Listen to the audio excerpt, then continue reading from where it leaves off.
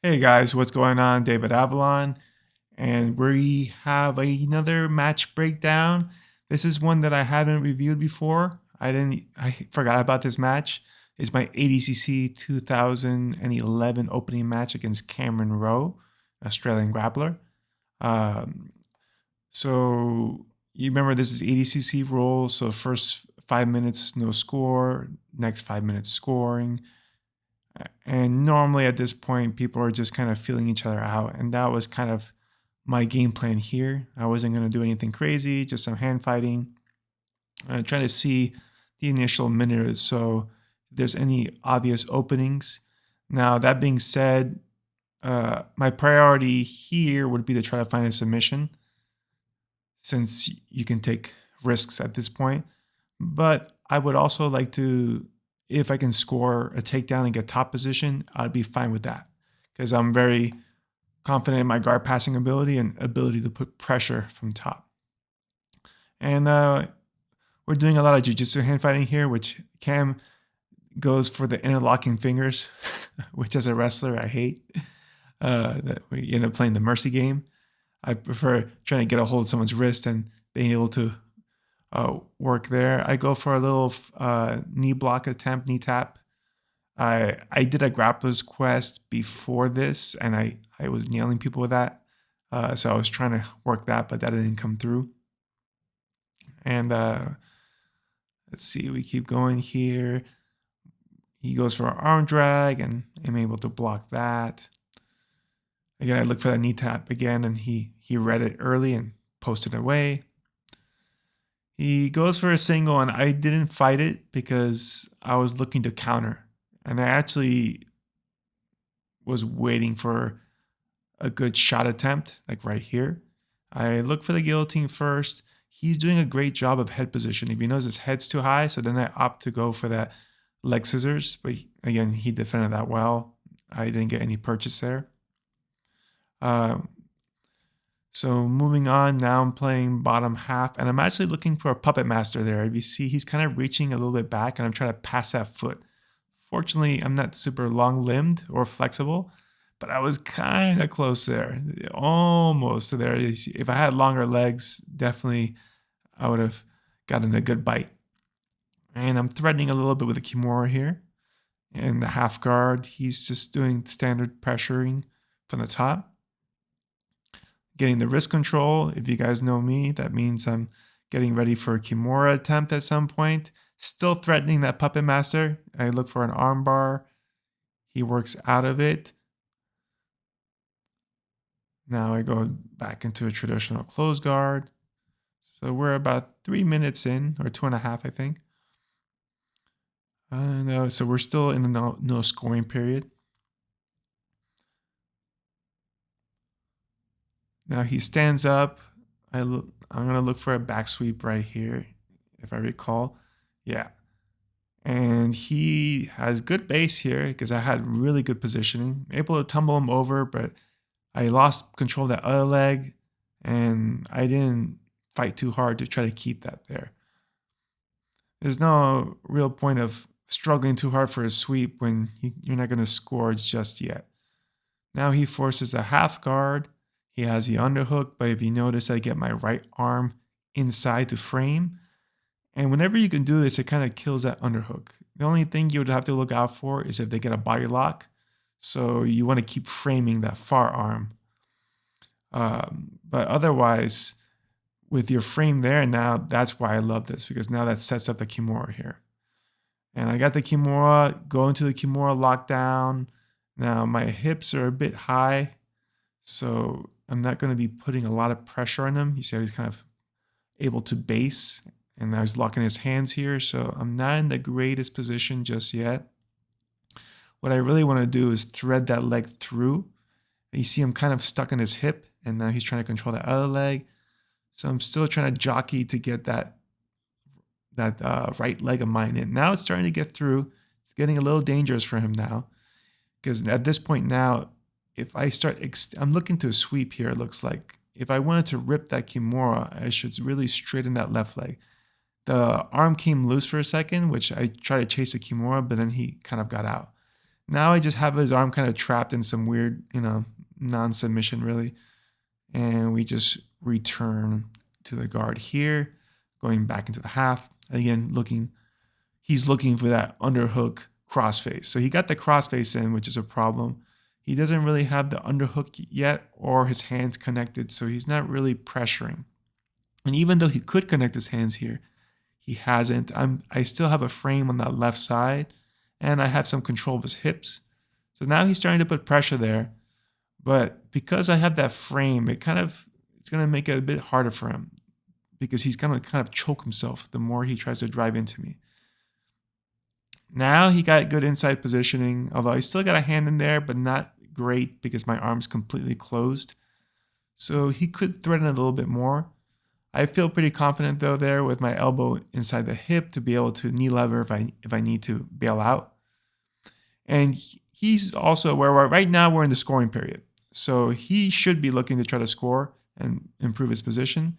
And you notice I just keep repummeling that framing arm on my left side so that he doesn't get good squeeze pressure. At this point, I should really be working though, because I've been sitting around my back for too long and we have about 4 minutes left. So there's no score yet in the match. So we definitely need some action to take place. He's cutting his hips. And again, still with a crossface. So I need to get that. He made the mistake of getting his crossface out himself, which gives me an angle. Now, rather than go for the Kimura, I hit the switch here. And that gives me a good angle to take the back. Now, unfortunately, this is ADCC rules, so there's no scoring here. But much better position for me. I'm in a position where now I can threaten to score much more easily and possibly score a submission here. You'll see I'm riding him on this cross backside, and I have wrist control on that far arm. So that's going to make it harder for him to get up to his feet. It also makes it harder for him to turn away because I'm kind of trapping that arm. Some people will try to do this, like the fat man roll, but if you're ready for it, you're kind of exposing that side control. So you see he quickly comes back when he realizes he's not going to just roll me over. The main thing to avoid there, if you notice, my elbow didn't go under his hips. If my elbow goes too far, then the fat man roll's a threat. But you see my elbow is over his hips, he's not going to be able to turn me. And now I have this half guard with the Khabib bar, as you will, although he just freed it.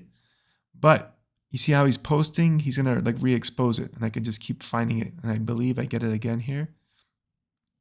If this was an MMA fight here, he would be in a big problem here because I have the left hand free. I could start ground and pounding the hell out of him. And this is a favorite position of mine to use ground and pound. But in a grappling match, not as great. You can still do some cool things here. Particularly on that top arm. If I can free his hands and I can use my head to kind of put pressure. Now in this case, I opted to work passing here and I'm trying to free that leg that's trapped in his half guard. The only issue here is this. He's going to just go back to the turtle. And now we got into full close half guard. I believe at this point we have about 2 minutes left. So not a lot of time. There's still no score. And since it's ADCC, there's no advantages. So I need to pressure a bit if I don't want to go into overtime, which I didn't. I've been in many of those already. So I would have much rather end this here now. And I do have the underhook, but I'm low on the waist. I think here I did manage to score a crossface. But again, he was framing as well. You can see both his arms are in front, so I'm not going to get a good underhook bite here. And he's controlling my wrist, so I can't get the crossface. Now we're closing in on a minute left, so really short time. I need to make something happen here. And whenever that's the case, especially back in these days, that meant only one thing: leg locks. So I go for a heel hook here, missed, he recovers, and then I go for a second one, and that one was a tap. Let's go ahead and rewind some of this and we'll highlight some of the key features here. So this was the first takedown where I went for the leg scissors. Now you notice I'm getting some angle. I was trying to find that Kimura. I realized it wasn't there. And then I decided, you know what? Let's jump for this leg scissors because he has his leg over. But watch, he sprawls right away, which was a good read. If he didn't sprawl, then he would have been in problems. But he sprawled, so he got out of that. No issues. This next one was the back sweep attempt. Again, I get double underhooks here. And I start extending. But you notice his hips are kind of sideways. So I'm not getting his legs to fold back the way I want to, right? Although I'm able to drop him to one hip, he still has that other leg basing, right? So it's kind of a funky position. Maybe I could have done something with it, but the juice wasn't worth the squeeze in this case, so decided to bail out of that attempt. This next one was the Kimura Lockdown. Again, off this frame here, I start creating some space, and now I use that space to lock up that Kimura on the far side. At this point, I start wiggling my hips out to create some space. And when he goes to inside reach to try to reverse the Kimura, he gave me the room to go to Kimura Lockdown, bringing that leg over his head. Now, the issue is his shoulders are too high. I don't have leverage here. I need to bring those shoulders down, which is why I'm trying to weave that leg in between his legs and extend my leg. I don't end up extending it, which is the mistake that I made here. I need to extend that leg. That drops that right shoulder down into the mat, which then makes my Kimura much more potent. However, he's basing out here. I'm not putting the right pressure. So again, he's in a sticky situation, but not really in danger. Holding that bottom leg is also a good idea for him because it prevents the back take, which I could try to go for. Even here, though, he kind of let me go a little bit too far. I could have tried going for a rolling armbar here, which probably would have been the move, but I didn't. You're going to see there's a moment where that Kimura frees, and that really was the opportunity for me to try to get the finish. I think it's right about here, if I'm not mistaken. His hand comes loose off the front of his hip because I am putting a good amount of pressure on him. Right there, you see his hand kind of came out, and my grip got loose, and that's how his arm was able to slip. So error on my part. I'm not keeping that grip tight.